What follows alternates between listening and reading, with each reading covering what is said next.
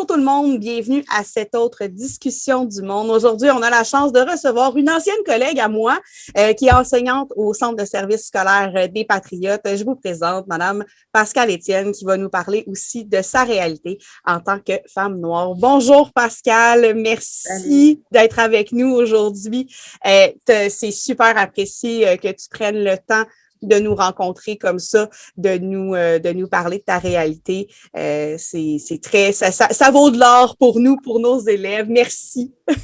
Ben, je trouve que c'est un super beau projet déjà à prime abord. Fait que félicitations, good job, lâche pas, c'est très inspirant. Puis, je me suis dit, why not? Si ça peut vous aider un petit peu, let's talk. Ben, génial, merci beaucoup. Donc, Pascal, je disais que tu étais enseignante, j'ai été enseignante d'anglais langue seconde, si ma mémoire est bonne. Donc, avant d'aller plus loin là, dans le gros des questions, j'aimerais ça que tu nous parles un peu de toi, de ton parcours de vie, de tes études. C'est ça. Mon parcours, genre, depuis le début, là, primaire, secondaire and everything. Ben, en fait, tu sais, de ton parcours en fait, bon, tes études à la base, mais aussi qu'est-ce qui a fait que tu as envie de nous parler de ta réalité à toi? C'est ça. Ben, premièrement, mon parcours scolaire, c'est normal, école primaire, école secondaire, puis à un moment donné, tu arrives pour te demander qu'est-ce que tu vas faire au cégep. C'est toujours un moment assez stressant. Ça a été particulièrement stressant pour moi. Je ne savais pas si je devais aller en sciences pures ou en sciences autres. Je m'enlignais pour être prof de physique et de chimie et de biologie. Puis finalement, je suis allée en sciences pures au cégep. Je suis allée en éducation des sciences à l'université. Ça n'a pas marché.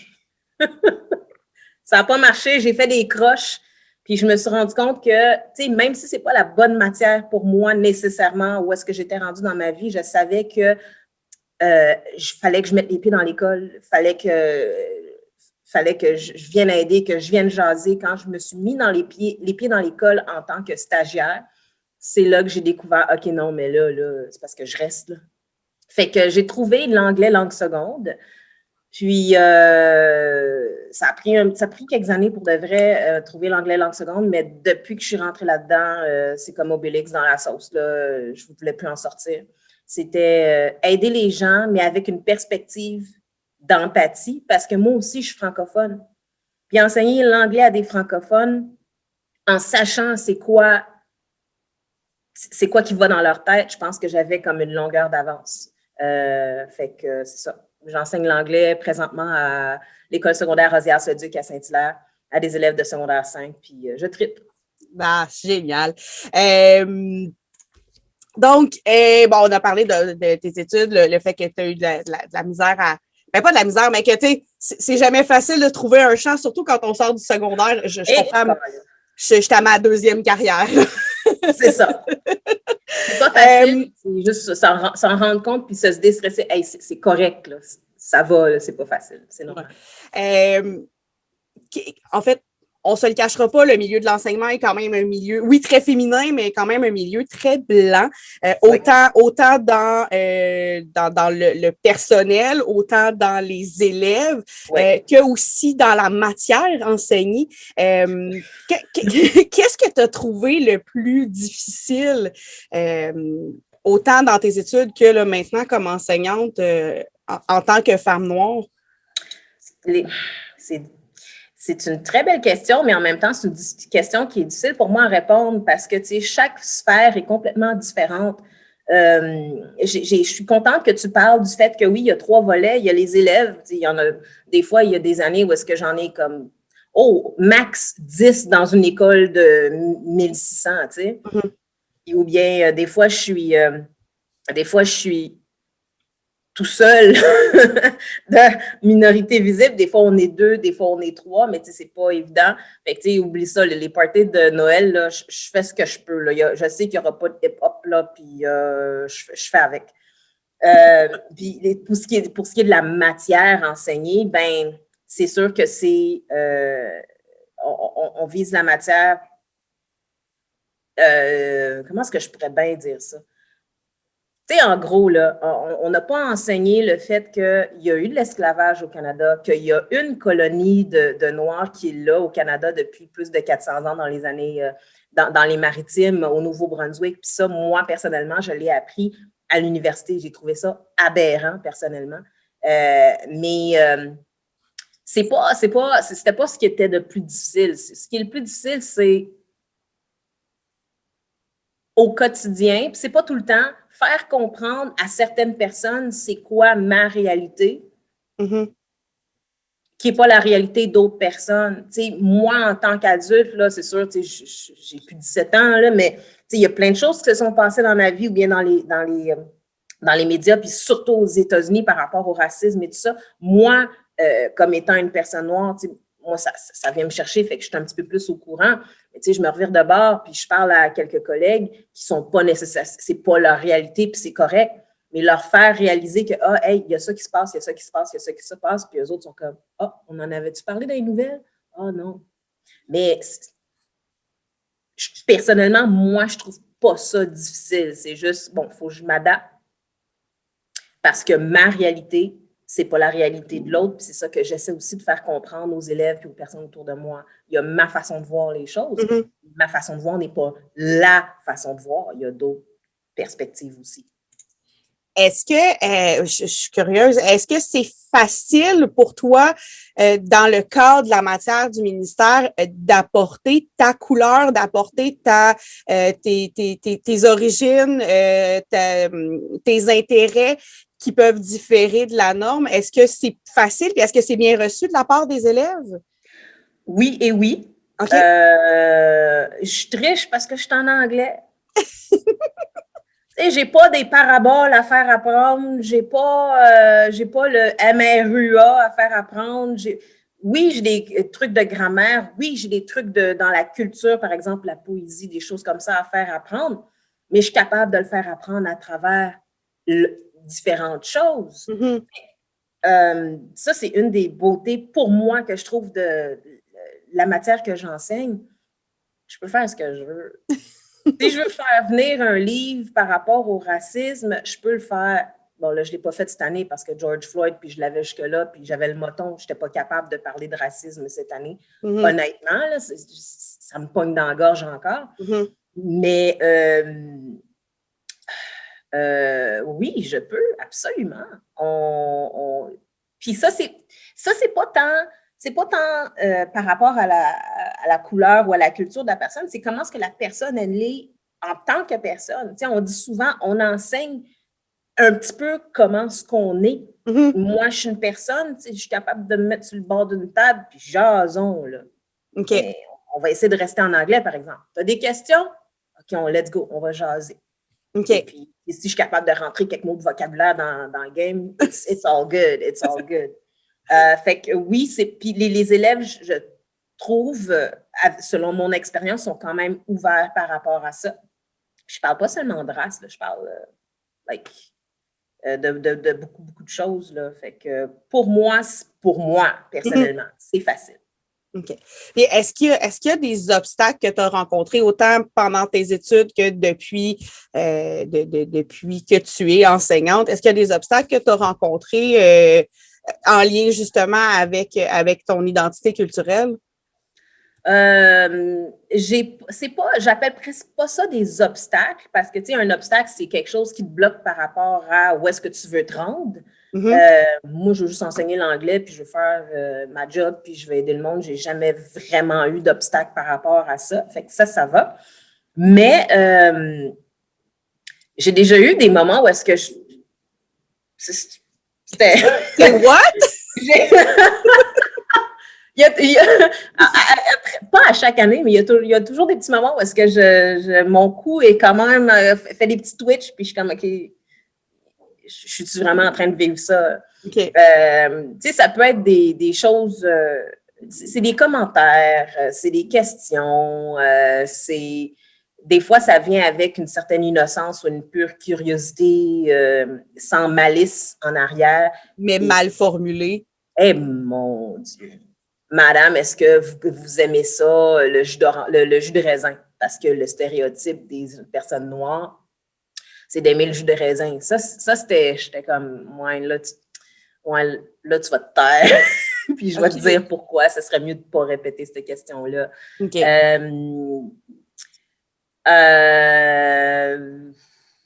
Quoi d'autre?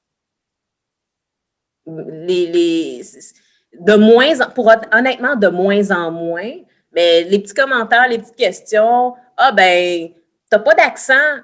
Ah, non, attends, j'ai un accent. Je fais exprès de parler comme ça. OK. Parce que si je parle comme ça, c'est différent parce que quand je parle à des élèves de secondaire 5, premièrement, si je prends cet accent-là, parce que je suis fâchée, ou encore que je suis extrêmement fatiguée. Mais si je veux rentrer un message plus rapide, et ça, c'est un autre volet, là, ça pourrait faire l'objet de 3-4 discussions pour de vrai, là, Lisiane. C'est l'accent qui change et puis le fait que, ah ben là, t'as pas d'accent, tu viens d'où? Tu parles bien? On va biper ça au montage. On va le biper. Mais tu sais, c'est justifié. Ah, puis ça, c'est ça que je voulais dire. Oui. Moi, j'ai vu un artiste sur Instagram qui fait plusieurs belles images, des fois profondes, des fois choquantes. Et puis, la façon dont il voyait, parce qu'il y avait deux bonhommes qui se faisaient face à face. Mm-hmm. Et puis, la façon dont l'image était dessinée, c'était comme si, quand moi, je parle à quelqu'un, moi, je parle à ce que je pense que cette personne est. Okay. Et vice-versa. Fait que moi, quand je parle à quelqu'un que je connais pas, ben je la connais pas, fait que je vais utiliser mes stéréotypes, mon ressenti, puis mes impressions. Puis avec le temps et avec la discussion, c'est là qu'il va y avoir, c'est là que je vais voir la vraie personne transparaître à travers ça. Tu sais, c'est difficile, c'est très difficile de répondre à la question. Mais en anglais, dans le fond, ce que tu décris, il y a comme une expression en anglais qui appelle ça du code switching. Dans le fond, c'est un peu ce que tu fais. Dans le fond, tu changes le code de ta personnalité, dans le fond, pour répondre à la personnalité de l'autre personne. Je fais ça avant, quand j'étais plus jeune, je le faisais vraiment plus pour comme juste passer sous le radar. Okay. Parce qu'une personne noire qui a un accent qui n'est pas québécois, on pose des questions, elle ne vient pas d'ici, elle a peut-être qu'elle ne pense pas comme nous autres, peut-être que...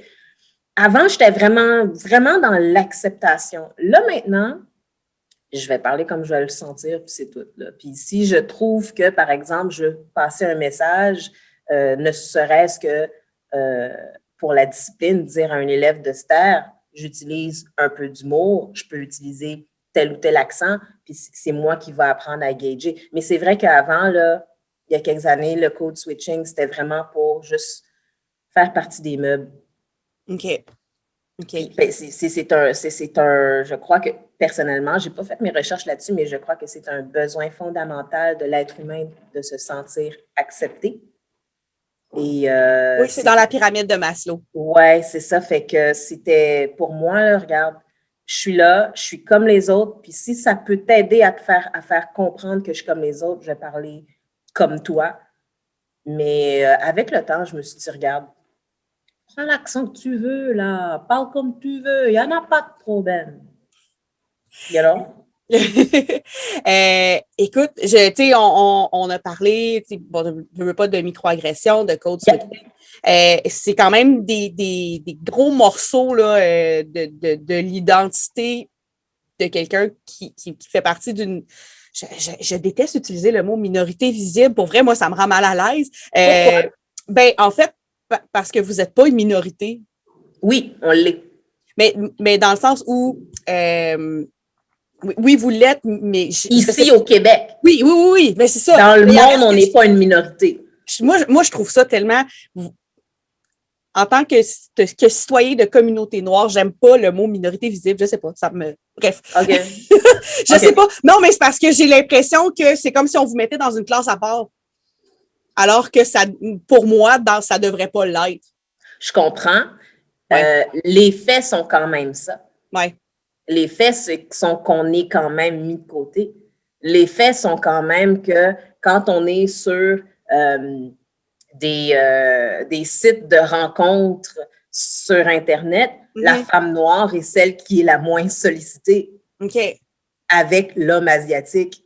Les faits sont quand même que quand je rencontre quelqu'un pour la première fois, une des premières questions, c'est d'où est-ce que tu viens? Ben là, je suis née à Montréal. Non, d'où est-ce que tu viens?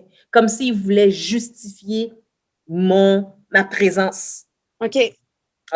Fait que, oui, je suis une minorité visible. Contrairement à, par exemple, une minorité invisible, quelqu'un qui a la peau blanche, mais qui est d'origine ukrainienne, ça passe un petit peu plus dans le beurre. OK. Mon opinion. Mais je comprends ton malaise. Mais it is what it is. OK, c'est bon. Donc, comme je disais, en tant que personne de minorité visible, je vais travailler sur mon malaise. Qu'est-ce que tu aimerais changer? Parce que, bon, comme je disais, on parlait de microagression, on parlait de code switching, justement de discrimination qui est même des fois non intentionnelle. Là, oui. Qu'est-ce que tu aimerais changer par rapport à ça? Moi, qu'est-ce que j'aimerais changer? Qu'est-ce que j'aimerais qu'il change? Parce que moi, tout seul, je ne peux pas changer grand-chose. Je peux faire mon petit bonhomme de chemin, une personne à la fois, une interaction à la fois. Mais de la même manière que quand il y a un criminel de race blanche, et puis le réflexe ou quelque chose dont qu'on n'y pense pas, si on est une personne blanche, ben OK, ben c'est un criminel, là. C'est ça, là, c'est un gars nowhere, mais ça n'a pas rapport avec moi parce que non. Mais quand il y a un criminel ou quelqu'un qui fait quelque chose de race noire ou d'une autre race, très facile de généraliser. On rencontre deux personnes qui ne nous ressemblent pas ou qui n'ont pas les mêmes vues que nous, et c'est très facile pour nous de mettre tout dans le même panier. Alors que quand on fait la même chose pour une personne blanche, ben ouais, mais là, ouais, c'est juste une personne, là, c'est comme ça, pas rapport. OK. On n'est pas pareil. De la même manière, tu sais, c'est pas parce que j'ai 25 élèves de race blanche dans ma classe, je peux pas les mettre dans le même panier. C'est un kaléidoscope de potentiel, de qualité, de défauts, de blessures. Tu peux pas le mettre dans le même panier que toutes les autres personnes noires. On est aussi un kaléidoscope de potentiel, de beauté, de talent, de qualité et de défauts. Moi, c'est juste ça. OK. Donc, dans le fond, d'apprendre à arrêter la généralisation, puis surtout le traitement média aussi, on ne se le cachera pas, là, le traitement média n'est pas toujours à votre avantage là, dans des situations très, très chargées politiquement et socialement. Là. Donc, absolument. Je ne sais pas si c'est encore le cas maintenant parce que je n'ai plus le câble, mais fut un temps où est-ce que quand quand il y avait par exemple un délit, c'était très facile de mettre une photo qui désavantageait la personne noire. Et quand c'était une personne blanche qui faisait un délit ou quelque chose de complètement terrible, il y avait des petites photos de passé quand la personne souriait avec un petit chien pour montrer un petit peu, la personne est humaine, elle a fait quelque chose. Je ne sais pas si ça a changé, mais moi, ça venait me chercher beaucoup, là, ce genre de choses-là là, dans les médias, en effet. OK. On va rester dans les choses qu'on veut percevoir différemment. Ça serait quoi pour toi le plus grand stéréotype en lien avec la femme noire que tu aimerais défaire dans la tête des gens que tu rencontres? L'hypersexualisation. OK. Pour la plupart des gens, Là, j'habite à Saint-Hilaire, fait que Otterburn Park, Saint-Denis, all my people, Saint-Antoine, Saint-Marc, I see you, I see you. Je le dis souvent en classe, je suis peut-être sûrement, premièrement, le premier prof noir femme que tu vois dans ta face. Deuxièmement, peut-être le premier adulte noir que tu vois interagir avec toi. Les autres personnalités noires que tu vas voir dans ta vie sont peut-être sûrement dans les médias. Et présentement, qu'est-ce qu'il y a dans les médias? Ben, il y a c'était quoi là? Non, c'était Cardi B puis Megan Thee Stallion qui est en train de faire WAP dans une affaire super colorée. Puis, je m'excuse, non, tu peux pas toutes nous mettre dans le même panier. Okay. Tu peux pas toutes nous dire, moi, l'image que j'ai d'une femme noire, c'est, par exemple, WAP. Puis t'attendre à ce que ce soit ça que que tu vois. Comment est-ce que je pourrais dire ça? C'est pas tant... Encore une fois, on n'est juste pas toutes pareilles. Ça existe des personnes, tu sais, qui sont juste timides, qui n'ont pas envie de parler, même. Ou bien qui sont très réservées. De la même manière que c'est très facile de le voir pour des personnes de race blanche parce que la démonstration est là. Mais c'est pas parce que tu ne le vois pas que ça n'existe pas. Ouais. L'hypersexualisation. OK. Donc, c'est ça, dans le fond, de ce que je comprends, c'est un peu de dire l'image médiatique de la femme noire, encore là, c'est pas ce qui est dans la vie de tous les jours. On n'est pas toutes des Cardi B, il y en a qui sont des Michelle Obama, il y en a qui sont des Halle Berry, il y en a plus qu'un, il y a plus qu'un modèle, là, exact.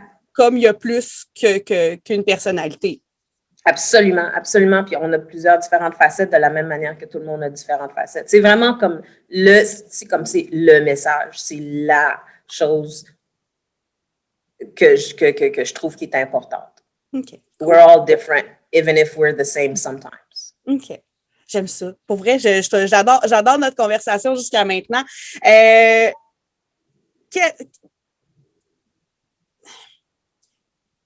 Si tu avais un message à adresser à nos élèves, aux gens qui nous écoutent, en lien avec la diversité, l'ouverture à l'autre, ça serait quoi?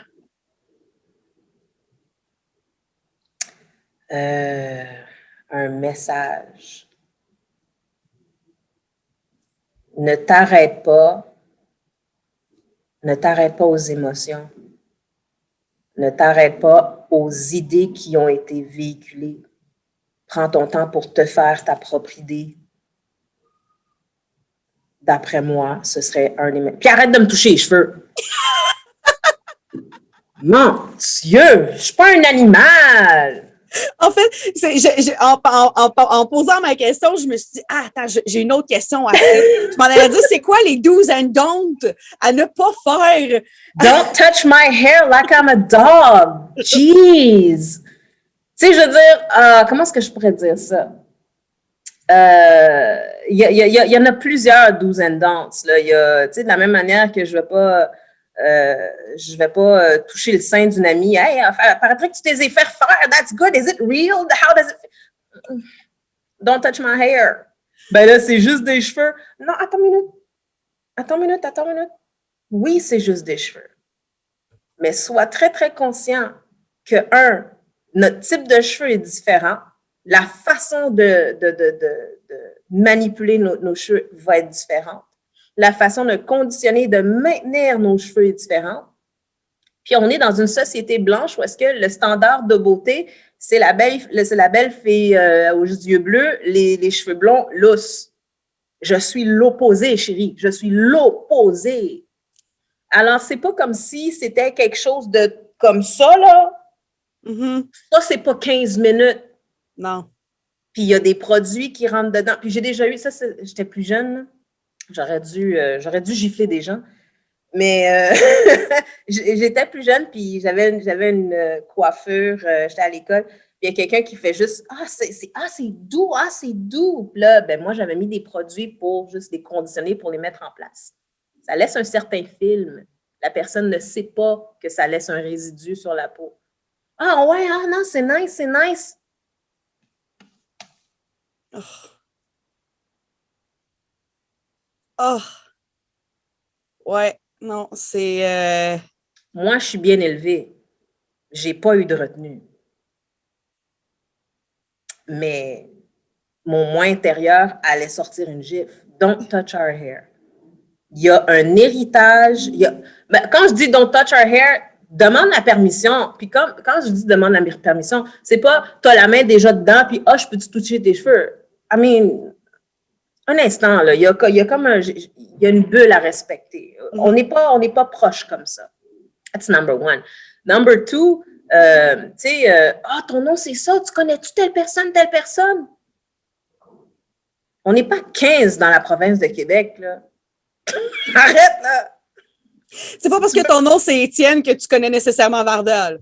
Non! Puis je l'ai déjà vu, on n'a pas de relation de famille, mais non, tu sais, je ne vais pas te demander, hey, attends, Lisiane Vallée, tu viens-tu de Victo? Hey, j'ai une amie à Victo, c'est une Vallière, tu connais, c'est presque pareil.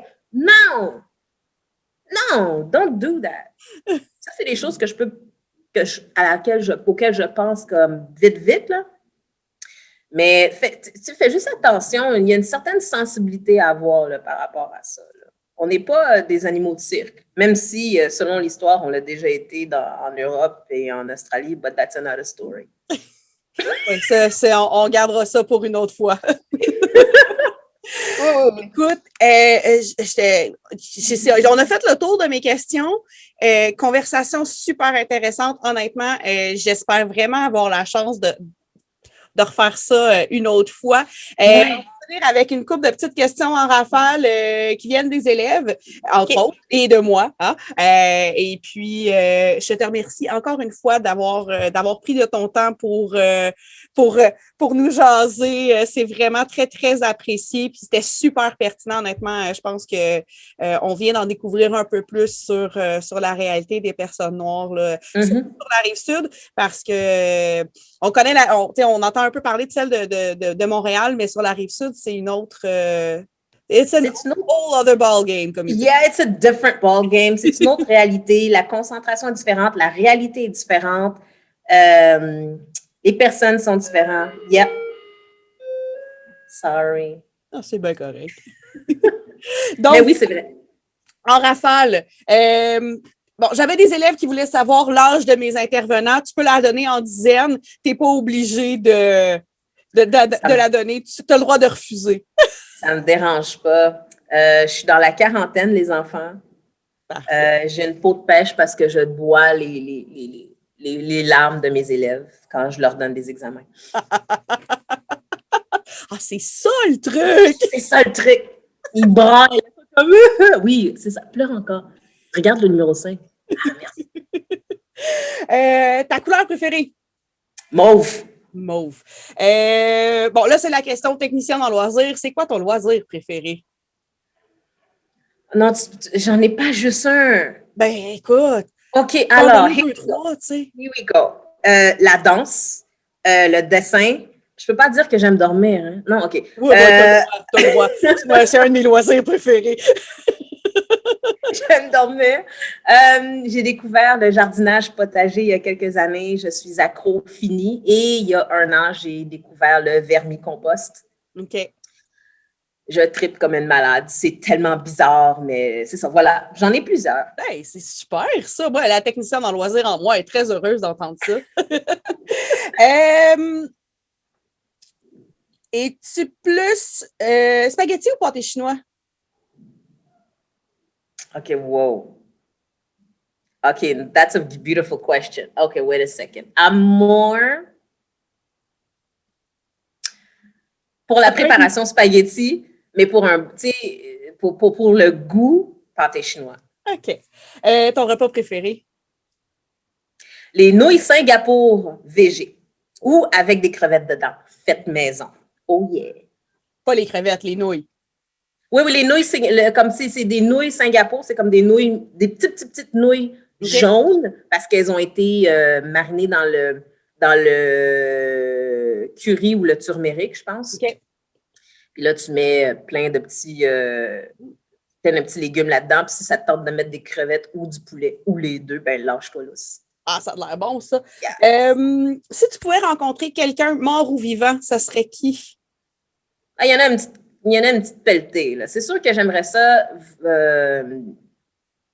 voir Néfertiti. Néfertiti, qui était une reine en Égypte. Mae West. OK. Une actrice qui a rentré la sensualité et la sexualité dans le monde du cinéma des années 40 et 50, mais avec l'humour. OK. C'est un personnage qui m'intrigue un peu. Bono de U2.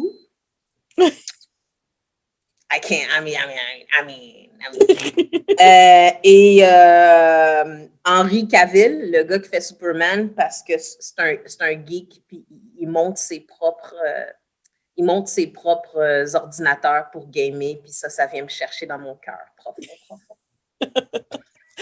Écoute, c'est tout pour nous. Merci. Yeah. Beaucoup. Je me répète, là, mais c'était tellement intéressant, vraiment pertinent. J'espère qu'un jour, tu vas pouvoir venir rencontrer nos élèves en format physique. Oui, ce serait vraiment cool. Mais encore une fois, un gros merci d'avoir participé.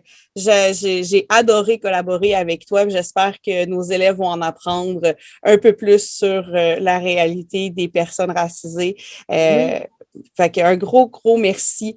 C'est très, très, très apprécié. Donc, à tout le monde, merci d'avoir écouté. Je vous laisse sur ça. Merci, Pascal. À une prochaine.